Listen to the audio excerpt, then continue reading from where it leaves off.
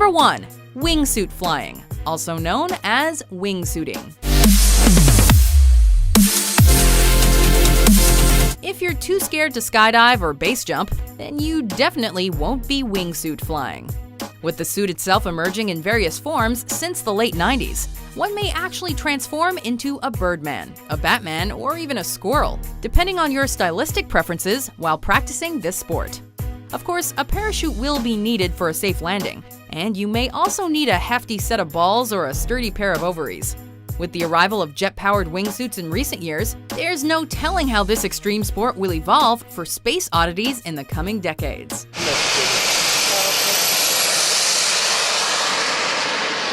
Number 2. Free climbing. Now the big question. Are you an aid climber or a free climber? Not sure? Well, if you're the former, you'll need some help reaching your destination. But if you're the latter, then you're on your own. Literally. You commit, you're like, I'm doing this, here I go. But then after like a couple hours of being all committed, you're like, man, I'm tired. Sure, free climbers take the appropriate measures to prevent, death. But the point of it all centers on the trendy concept of do-it-yourself. There's always that one glance down inside of the corner of your eye. Because once you make the turn and look, you're like, oh man, I am high. When you're a kid, you climb trees. But if you're an experienced free climber, you reach a bit higher. Some question the motivation of free climbers, which does make sense, but perhaps you just don't understand the feeling of exhilaration. It'd be sort of like asking a gymnast what they're thinking about while they're doing the routine. Ideally, they're just executing it perfectly. Number 3. Motocross. You gotta always jump something. Speaking of ice, the one and only Vanilla Ice once reigned supreme in this extreme sport, as he was reportedly a 3-time Grand National Champion in Dallas. Go Ninja, go Ninja, go! Go Ninja, go Ninja, go! You could say that motocross was the next step up for skaters during the 80s, along with BMX riding. Numerous sub-competitions have emerged from this vehicular activity, whether it be freestyle, supercross, or whatever competitors come up with next. Some fly high while others keep it low. But motocross has long been a favorite among your more liberal motorcycle enthusiasts. Number 4. Ice cross downhill, also known as downhill ice cross. I'm high in my life right now, there's nothing like it. The average person typically struggles when trying to lace up a pair of ice skates, and even more so with the actual act of skating. But if you grew up playing hockey and know how to maintain a certain balance, then you'll find some value with ice cross downhill. Holy moly! Hey! Do you think they can go any faster than me? Here's what happens. Skaters shoot down a walled track and try not to break their asses. It's just like downhill skiing, except with sharp skates and hard ice. As you can imagine, the average ice cross downhill fail will make anyone wince, especially if you happen to be executing the failure in question. Number 5. Creeking, also known as steep creeking.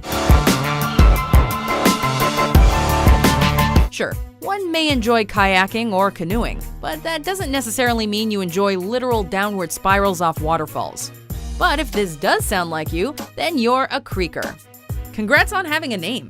What do you need besides a kayak and a death wish? Well, a first aid kit might come in handy, and you'll certainly need a throw bag and face mask.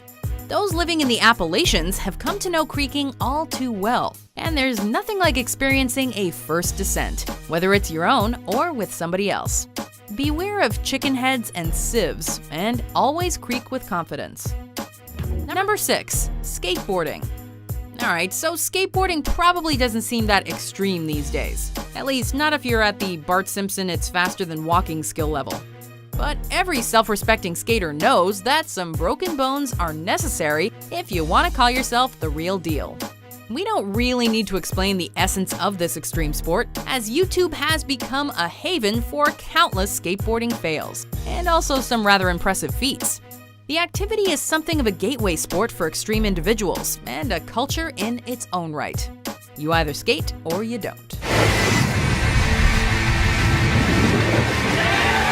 Number 7. Highlining. Some of you may already highline on a daily basis, but probably not quite like this. My name is Philippe Petit. I'm a wire walker. Featured in the 2015 film The Walk, highlining is the form of slacklining that is done at challenging heights. This sport requires some intellect when setting up the anchor points, and of course, one must be in tip-top shape and be able to focus too, as the ultimate fail would be plummeting to your certain death.